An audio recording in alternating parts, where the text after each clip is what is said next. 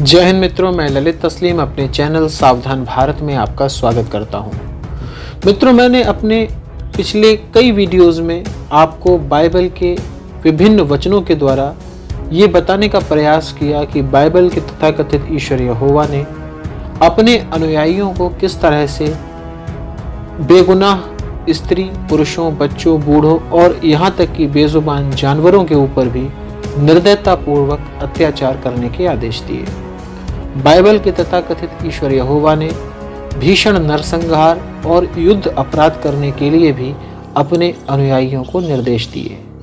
Bible के अंदर सैकड़ों नहीं बल्कि हजारों की संख्या में ऐसे वचन हैं जिनमें बाइबल का तथाकथित ईश्वर यहोवा अपने अनुयायियों को ऐसे विभत्स कार्यों को करने के लिए उकसाता हुआ और निर्देश देता हुआ दिखाई पड़ता है।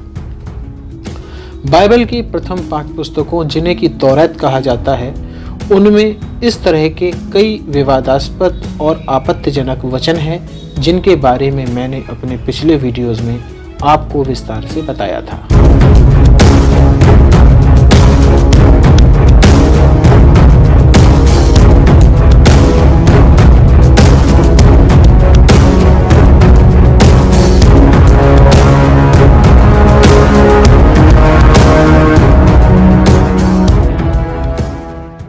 फिलहाल आजकल मैं बाइबल की 6ठी पुस्तक यहोशू के ऊपर चर्चा कर रहा हूँ। बाइबल की 6ठी पुस्तक यहोशू में भी इसी तरह के आपत्तिजनक वचनों का जिक्र है। बाइबल की इस पुस्तक के अंदर भी बाइबल का तथाकथित ईश्वर यहोवा अपने अनुयायियों को इसी तरह के अमानवीय कृत्य करने का आदेश दे रहा है। बाइबल की इसी 6ठी पुस्तक यहोशू के 8वें अध्याय के वचन नंबर 24 से लेकर 29 के बीच में भी ऐसे ही कुछ आपत्तिजनक वचनों का जिक्र है जिसमें कि बाइबल के तथाकथित ईश्वर यहोवा ने अपने अनुयायियों को युद्ध अपराध करने के आदेश दिए हैं। मित्रों, सबसे पहले देखते हैं बाइबल के इन वचनों को जिनमें बाइबल का तथाकथित ईश्वर यहोवा अपने अनुयायियों को ऐसे ही अमानवीय कृत्यों को करने का निर्देश प्रदान कर रहा है। युद्ध का विवरण।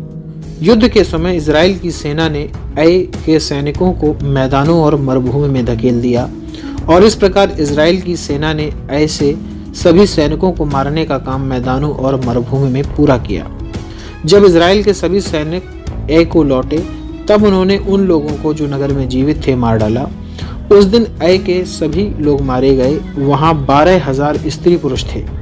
यहोशू ने अपने भाले को ऐ की ओर अपने लोगों को नगर नष्ट करने का संकेत को बनाए रखा और यहोशू ने संकेत देना तब तक नहीं बंद किया जब तक नगर के सभी लोग नष्ट नहीं हो गए।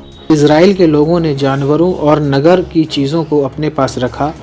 यह वही बात थी जिसे करने को यहोवा ने यहोशू को आदेश देते समय कहा था।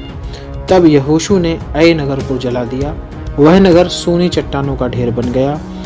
यह नगर आज भी वैसा ही है। यहोशू ने ऐ के राजा को एक पेड़ पर फांसी देकर लटका दिया। उसने उसे शाम तक पेड़ पर लटके रहने दिया।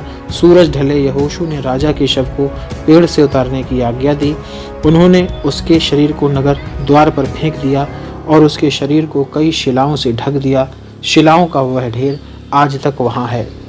तो मित्रों, बाइबल के इन वचनों में आपने देखा कि बाइबल के तथाकथित ईश्वर यहोवा ने अपने चेले यहोशू को ऐ नगर के अंदर किस तरह से भीषण नरसंहार करने का आदेश प्रदान किया।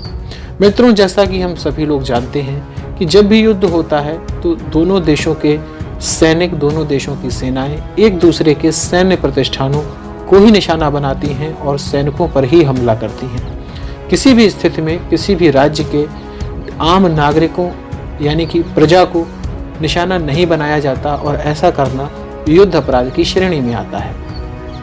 लेकिन बाइबल के तथाकथित ईश्वर यहोवा ने युद्ध के इन नियमों को भी एक किनारे रखा और सैनिकों के अलावा नगर की आम प्रजा को भी मारने के आदेश दिए।